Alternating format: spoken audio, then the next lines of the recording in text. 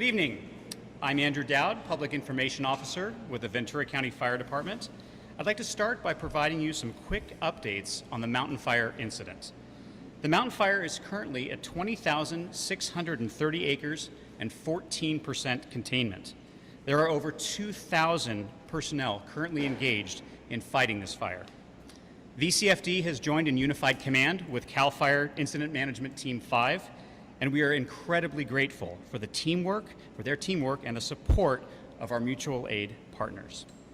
Damage assessment teams are in process of identifying and verifying the number of structures that have been impacted. Our thoughts are with all members of the local Ventura County community through this devastating incident. So a quick note on the format of our press conference. Each of the speakers will be introducing themselves and giving an update on their respective areas of the incident. I'd like to ask to hold questions until the end, and I'll bring the speakers up so we can address them with questions, okay? I'd like to start with our first speaker, Operations Section Chief, Battalion Chief Nick Cleary.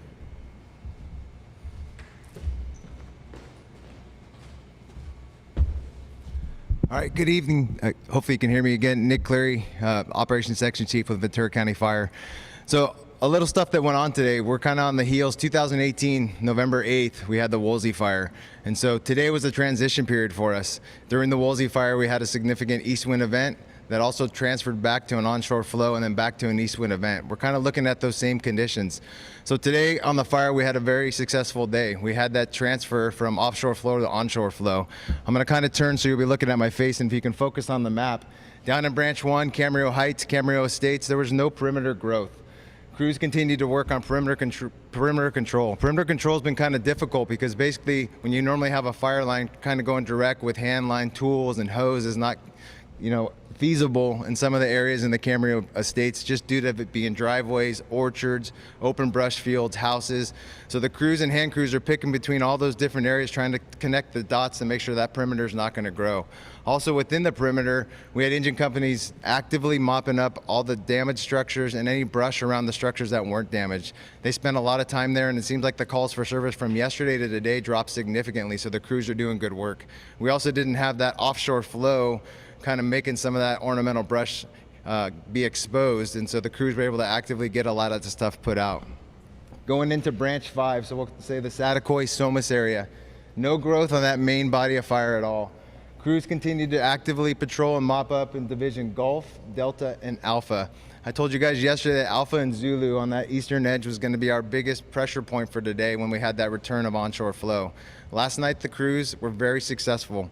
They were able to get hand line and dozer line connected basically from Stockton Road on the south side of that east end all the way to South Mountain Road on the north side of the east end. They also reinforced it with fixed wing retardant yesterday. And then last night we flew the mobile retardant base with our night flying helicopters, and they reinforced that line. So yesterday there was a lot of fire activity on there with that offshore flow. Today, there was no fire activity on that line. It looked really good and it held. So crews continued to monitor, patrol, and improve that line, and it was looking really good by the end of shift. The only activity, we have a small orchard, if you see drop point 6 just above the Division Alpha, that has a bunch of mulch piles. That was the only copters we flew today, was kind of helping open up some of those mulch piles, get some water in there and kind of mop that up so it's not going to affect any houses or any of the orchards in the area. As we work around South Mountain Road from the east side on the north side of the fire, Zulu, Whiskey, and Papa, the only activity we had was a little bit down by the Todd Road Jail, if you guys are familiar with it, in the Santa Clara River bottom. We did have a spot fire there yesterday. They have hose lines and crews engaged in there, and they're still working that, but when I was leaving the line today, there's some significant smoke coming out of there, just white smoke. It's all line, but crews need to continue to mop that up and be vigilant with it. The plan for tonight is to continue to, again, connecting the dots. We need to keep using these resources with this advantageous weather that we're having to get in there and make sure we're mopping everything up as 100% as we can, so we're not going to have any secondary starts. There's tons of islands of fuel. This fire burned, you can see how we call it fingery. There's tons of fingers that came down. So as that fire pushed through with that east wind, there's a lot of unburned islands of fuel. And so it's important for those crews to get in there, engage those fuels, cut those fuels out, mop them up 100%, and that's what they've been doing for the last 48 hours. We are expecting a transition of a possible another moderate northeast wind event coming in next week, and so we really want to make sure that this perimeter and all the interior islands of unburned fuel are secure. That's the update. I appreciate it. Have a good night.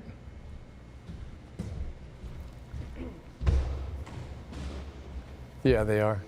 Okay, good evening. My name is Ryan Walbrin. I'm the incident meteorologist. I work with the National Weather Service. So just a few basic points. At 11 o'clock this morning, that particularly dangerous red flag warning was allowed to expire. When it expired, we saw the return of the westerly or onshore winds. You heard Nick, the operations section chief, use that terminology of onshore and offshore. For the residents out there, if you think about an onshore wind, that means westerly or from the ocean, which generally means a more moist or higher humidity air mass. And when we use the term offshore, that's a dry wind blowing from the land to the sea. So as we move forward in time now, tomorrow for Saturday, what we'll see is really light winds in the morning, and then we'll get that westerly onshore wind. Usually that would bring with it higher humidity. This Santa Ana was so strong that it kind of blew that dry air well offshore. So even though we're going to go onshore or westerly tomorrow, we still expect humidity values to be very low, roughly in that 15 to 20% range. In terms of fire weather, we always watch wind, we always watch humidity because it impacts fuel moistures. So we do expect conditions to be dry again tomorrow, high temperatures really in the mid 70s or so, but we're just not too concerned about the winds because the speeds are going to continue to be light, perhaps sustained around 10 miles an hour with some afternoon gusts 15 to 20. Obviously that's much lighter than what we saw during the red flag event. And then as we go through the end of the weekend into Sunday, I expect similar conditions, if anything, just a few degrees of cooling on Sunday and a slight uptick in the humidity, so that's a favorable element. So the key thing through the weekend is lighter winds, no concerns for any red flag events. We did talk about, as we head towards Monday, Veterans Day, we are watching an incoming weather system. Right now that would reach Northern California during the day and kind of approach this region Monday night. I think for the most part at this time, again, that's still 3 to 4 days out, what it's going to do is bring higher humidity, so that's favorable for the fire environment, and the more onshore winds. Now, when we get behind that later into Tuesday, you heard the reference to some potential more moderate northerly or offshore winds. At this time, I would say it's a very different setup than what we just went through, so no concerns for any type of a PDS red flag or anything like that. Kind of a more seasonable kind of northerly offshore wind event. I think this one would accompany cooler temperatures and higher humidity. So that's still several days. All right, we have been listening to this live press conference in Ventura County. Not a whole lot of new information. They remain the acreage at 20,600, 14% containment. There are still 2,000 people fighting this fire. We still don't know the cause of this fire. Those investigations often go for quite some time. And we are going to continue to monitor this press conference. If something new comes out, we'll of course bring it to you.